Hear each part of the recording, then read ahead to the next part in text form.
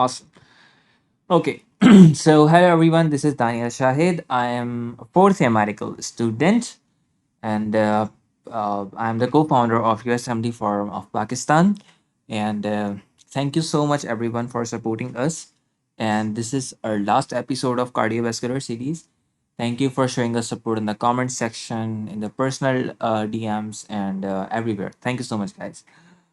Okay, so let's move to our first scenario of the day. Okay, so I, I I'm gonna read the last line and then skim the options and then towards the explanation. I hope that by this time you are familiar by my strategy. Awesome. The main goal of surgically correcting this defect is to prevent permanent damage to which of the following structure. It means that question is asking about the surgical outcome of any certain procedure.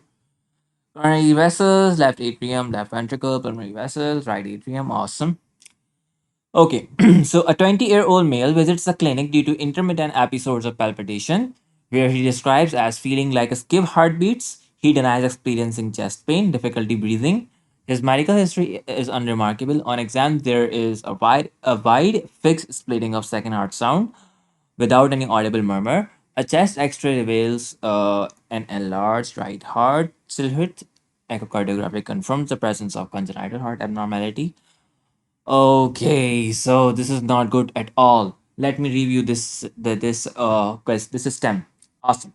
A young 20-year-old man or a boy, but in US after 18 years you are a man, grown up man. Oh god. Awesome. So a young 20-year-old man with skipped beats, of course they are palpitations, and a wide fixed split of S2. Okay, you guys know what's this what the stem is talking about? Right heart contour enlargement and echo confirms a congenital heart defect.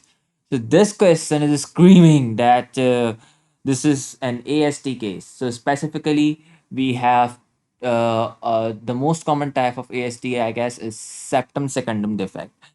Okay, don't worry about it, but just remember that the most common type of ASD is septum secundum defect. Awesome. Okay, so what happens in ASD before going towards the answer? Let me tell you that what actually happens in the ASD. In ASD, the blood flows from left to right. Right, you know that left atrium is a chamber of high pressure and right atrium is a chamber of low pressure. So if there is any septal defect in between the atriums, the blood will flow from left to right atrium. Sorry, the blood will flow from left to right atrium, from the high pressure left atrium to the low pressure right atrium, right, and this increase the blood volume in the right atrium. Now this blood volume will be sent to the right ventricle, and from the right ventricle to the pulmonary vasculature. Okay, so in other words, I can say that the pulmonary vasculatures are undergoing over circulation. Am I right? Does this make sense? Of course. So the pulmonary vasculature is undergoing over circulation, right?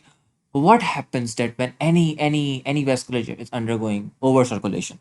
There is a principle of medicine that whenever you put a stress over anything, it results in change, right? So if you are putting a stress or if you are stressing the pulmonary vasculature will undergo remodeling. Remember that whenever pulmonary vasculature undergo remodeling, it leads to irreversible pulmonary hypertension, right?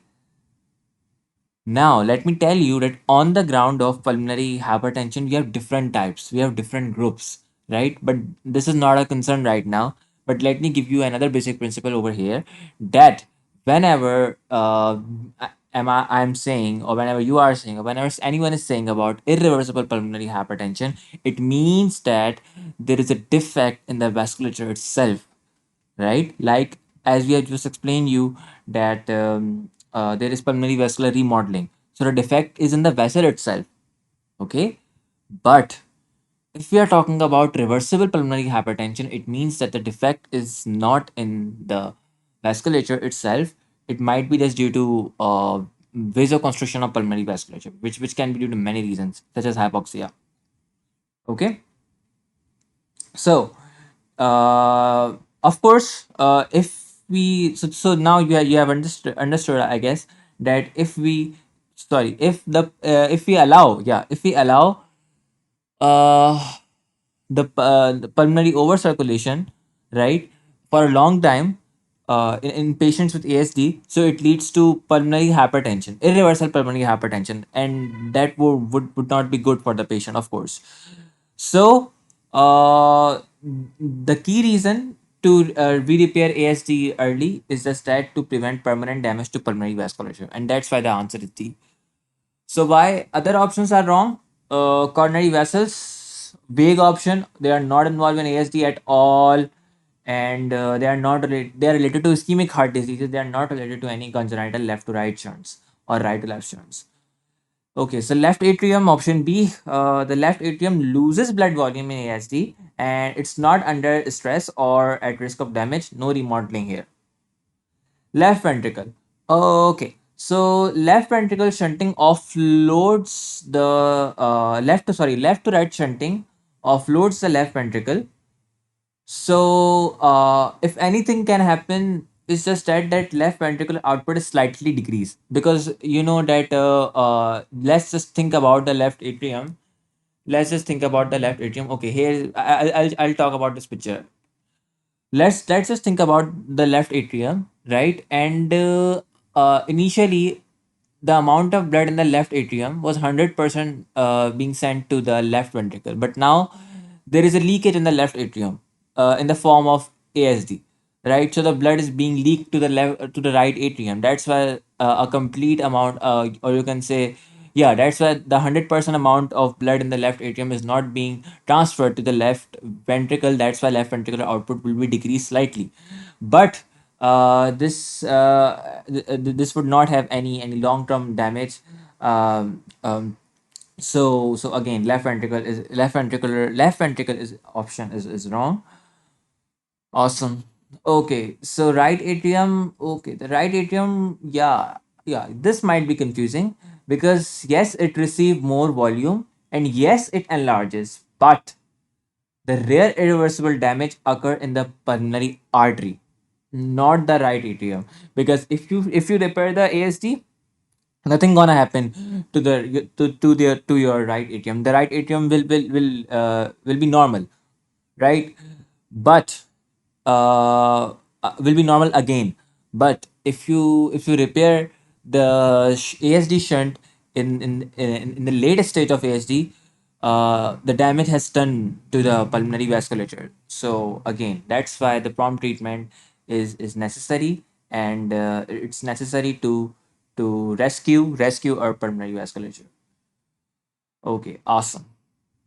So yeah, this is an echo cardiogram of a patient of with ASD. So as you can see that there is a gap in between the septum, in the septum. There's a defect in the septum through which the blood is through which the blood can leak from left atrium to the right atrium. Okay, that's it. Now the next question is okay. So physiologists are studying electrical signal conduction in the heart. They measure conduction velocities at four different locations within normal cardiac tissue and obtain the following values. Point 1 this, point 2 this, point 3 this, which are the following best matches the location. Best matches location to the measured conduction velocities in the correct order from slowest to fastest. Okay, it's a very easy question, man. Very easy. So first of all, in order to answer this question, we have to break down the information by speed. Okay, so point one, 0.05, point zero five, 0.05 meter per second. So it's of course the AV node. Remember, AV node is the slowest conduction in the heart. So among the values, the smallest one is 0.05, and that marks the AV node. Okay, so point one is AV node. Awesome. And what's the purpose?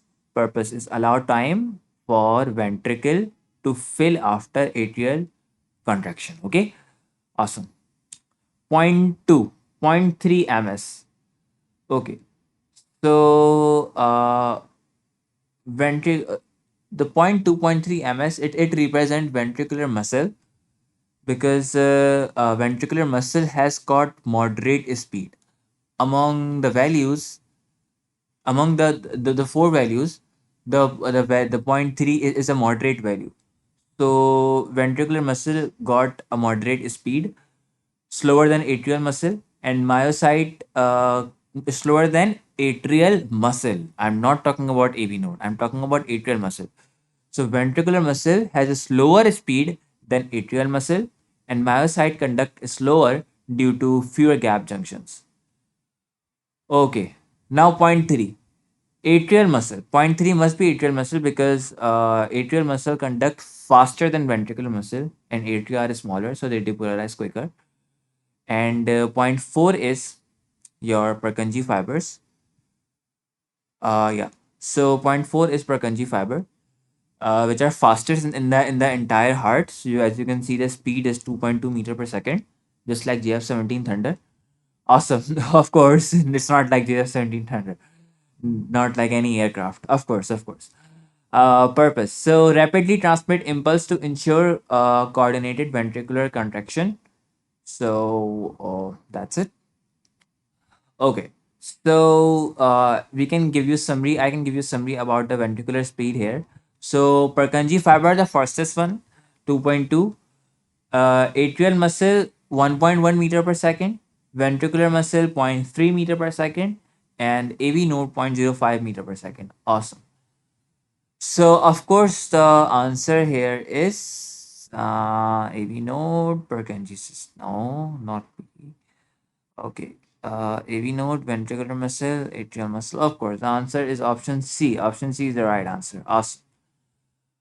Okay. So what the key takeaway from this question is AV node is the brake and Purkinje system is the bullet train.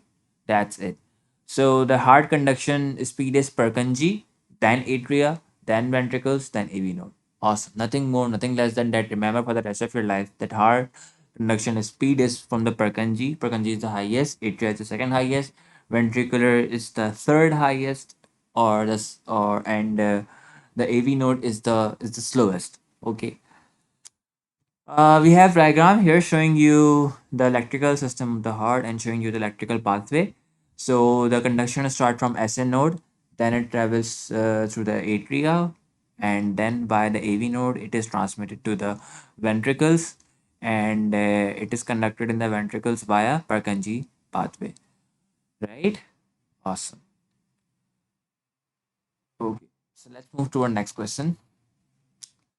Okay, so which of the following medication was most likely used to treat his atrial fibrillation symptoms? Now, the question is giving me, the last line is giving me an idea that they are probably asking about some adverse effect or some other effect of the following medication. Let's see what the question is actually asking now. Okay, a 50-year-old man with paroxysmal atrial fibrillation presents to the emergency department 2 weeks after starting a new medication. Okay, he reports lightheadedness, weakness, and near syncope. Of course, that this is a huge giveaway of tachycardia. Huge giveaway of tachycardia. Okay, his vital signs show sinus bradycardia, and his vital signs shown sinus bradycardia, heart rate of 53 per minute, and an ECG show QT prolongation. Telemetry captures short episode of Torsades pointis that resolve spontaneously. He has normal biventricular function on echocardiogram and no coronary artery disease. Okay, a moment ago I said, that it's a huge group of tachycardia, and the next line of the question was saying bradycardia. So don't fall over this information that the vital signs showing sinus bradycardia, because the ECG is telling you a lot, right? Let me break down this question first, and then we'll move towards the answer. But keep in mind that uh, that I what I actually meant by saying that the question is talking about the tachycardia. I was not mentioning the heart rate there. Of course, I was not mentioning the heart rate there. I was just talking about the symptoms there.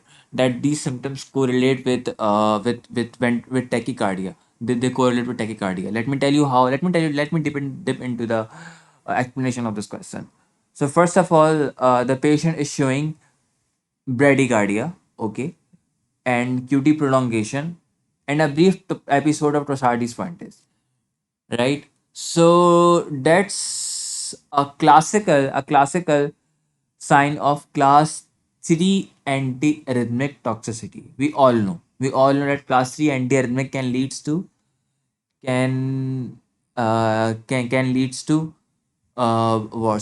we all know that class 3 antiarrhythmic can lead to QT prolongation. Okay, so sotalol, we all know in the given in the given options, it's a class 3 antiarrhythmic, a potassium channel blocker with a beta blocking class potassium channel. It's a potassium channel blocker, and it also has some beta blocking activity. So it is commonly used for rate or rhythm control. Now, let me tell you why the patient is having bradycardia. Because the sotalol has rate control activity too. That's why it's leading to bradycardia, right? On the other hand, it has led the patient to QT prolongation, right? QT prolongation, which is called as Torsades pointis, TDP, which is itself a tachycardia. So the tachycardia is in the form of rhythm, not in the form of rate. So by that, when I told you when I said that okay, that's a huge giveaway of tachycardia, I meant that the rhythm of heart is telling me about tachycardia. I was not talking about the rate. I think I've made this a bit confusing for you guys. So just remember, it's very easy. That sotalol is a class 3 antiarrhythmic. That's it. Okay. Due to its class 3 antiarrhythmic property, it blocks potassium channels. That's it. By blocking the potassium channels, it can lead to QT prolongation. And by QT prolongation, it can lead to Torsades pointis, which is a rhythmic tachycardia. That's it.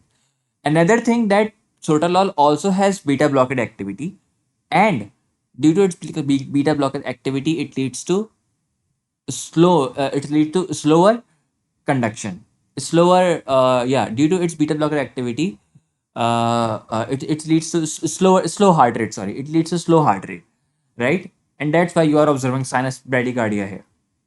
Okay, awesome. So yeah, so this matches exactly the sotalol. So sotalol is the answer here. Okay, so why other options are wrong? So first of all, my friend, if I talk about deltaism, so deltaism is a calcium channel blocker, class 4 antiarrhythmic, and it slows AV conduction. Usually used, yeah, it is used in atrial fibrillation rate control. Actually, it prevents it prevents the atrial fibrillation conduction of from being conducted to the ventricle, right? And by slowing down the AV node. So it can cause bradycardia, but does not significantly prolong QT. Torsades pointis is not a common complication of deltaism.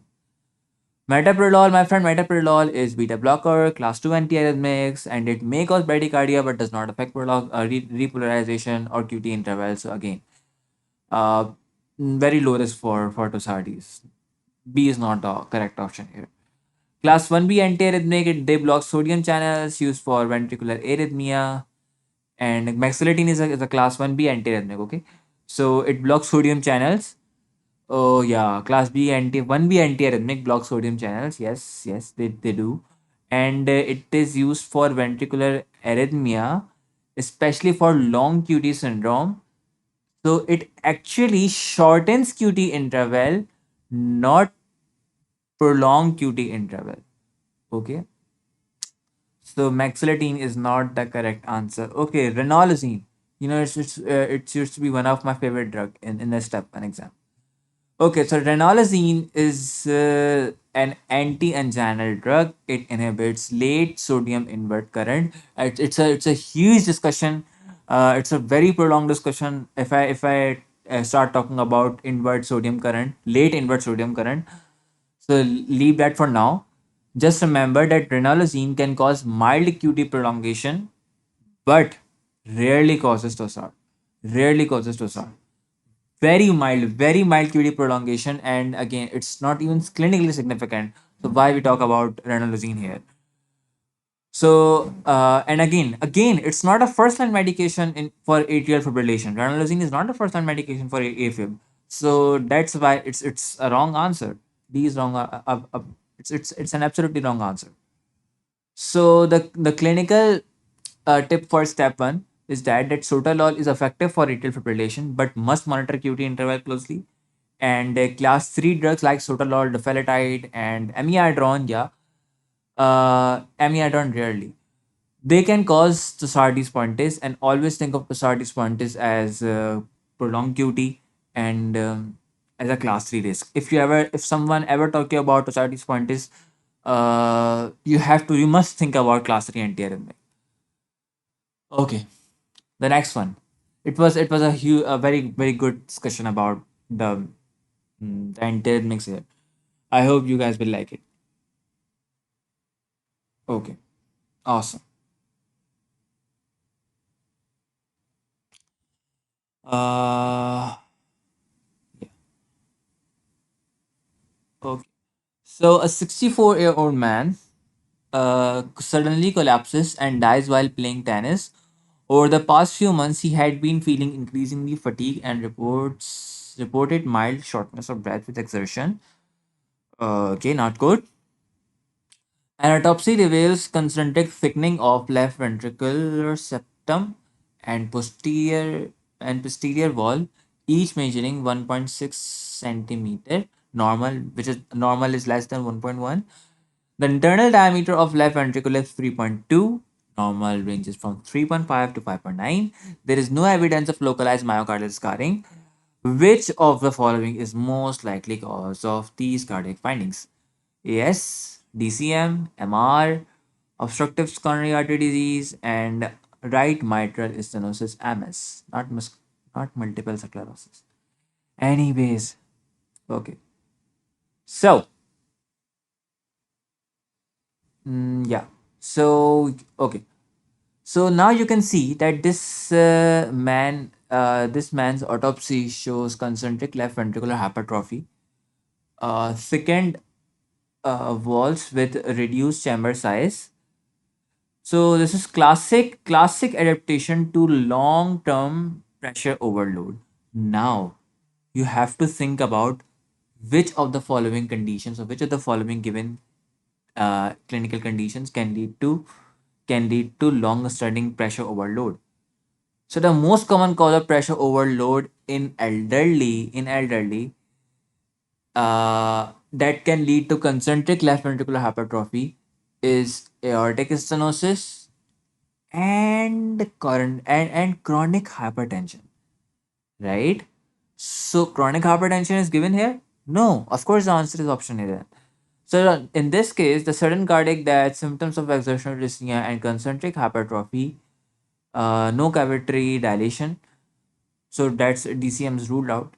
So that strongly point towards the aortic stenosis, likely undiagnosed aortic stenosis. And you know that in most of the cases, aortic stenosis is very silent.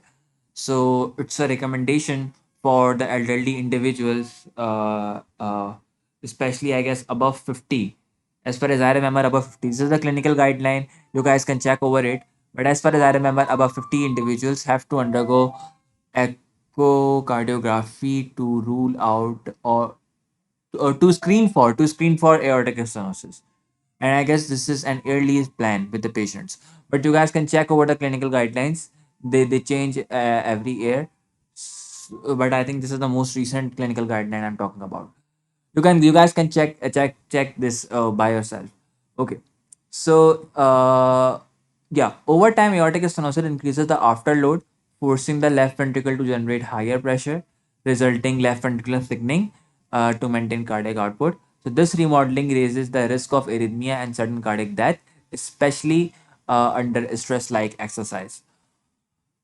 Okay, so I have given a picture over here, and this is showing the aortic stenosis, disease aortic valve. On the left side, you can see that the healthy aortic valve, nothing more. It's very smooth. But on the right side, you can see that this is a disease aortic valve, and that is closed, and the open and closed. But you know that, but you can see that the orifice of the valve is not much wide open. So again, it leads to chronic stress, and it actually happens due to calcification of the valve with age. So again, not good, not good. And in patients who have, you can see that I have shown here. I hope you can appreciate that this valve is a tricuspid valve, but there are certain individuals who have congenitally bicuspid aortic valve, and that's very bad thing because it can lead to earlier calcification and earlier AS. So again, a bad news. So moving towards, I guess that every since I've told you that you have to think about that which are the following conditions lead to increased pressure overload. So that's why you have to think about only aortic stenosis. The rest of the conditions don't cause significant increase left ventricular afterload. So that's why aortic stenosis is the correct answer here. We don't need to look over the other options. And even if you are looking over the other option in the exam, you are thinking about DCM, you are thinking about mitral regurgitation or any other thing. Uh, Good luck with that. Honestly, good luck with that. Okay. So the last thing, but not least, and in this question, we will tell you about uh, a diagnostic procedure, right? Okay, a 52-year-old man with the emergency depart come to the emergency department with the symptoms of fever, chills, malaise. On examination, a new hollow systolic murmur is heard radiating towards the axilla. Blood cultures are obtained. Remember for the rest of your life. Let me give you a basic principle. Remember, please, I am impinging on that point. Remember that whenever a new onset holosystolic murmur is heard, or a new onset murmur is heard, you have to think about only one thing, which is infective endocarditis. Honestly, it's a huge giveaway in many questions. People don't recognize this, especially the step one candidates. They just ignore this information. Okay, it's a new onset holosystolic murmur. There can be a lot of things. No, man, almost always it's infective endocarditis. Around 90% question of the other Q banks, they just talk about the new onset systolic murmur and they talk about nothing else, and the answer is infective endocarditis. But of course, this is a different clinical scenario over here. Not infective endocarditis. We are not talking about infective endocarditis, but I'm damn sure that this patient has an infective endocarditis. Anyways, blood cultures are obtained. You see, someone is obtaining blood culture. Why blood cultures are obtained? Of course, to check if the which bug is present in the body. And the patient undergoes TEE, which is transesophageal echocardiography. During the procedure, the ultrasound probe is placed in the mid esophagus, facing anteriorly, and the cardiac chambers are evaluated. Awesome. Which of the following chambers is closest to the probe? Okay. So, of course, the answer here is should I tell you or should I not? Let me tell you.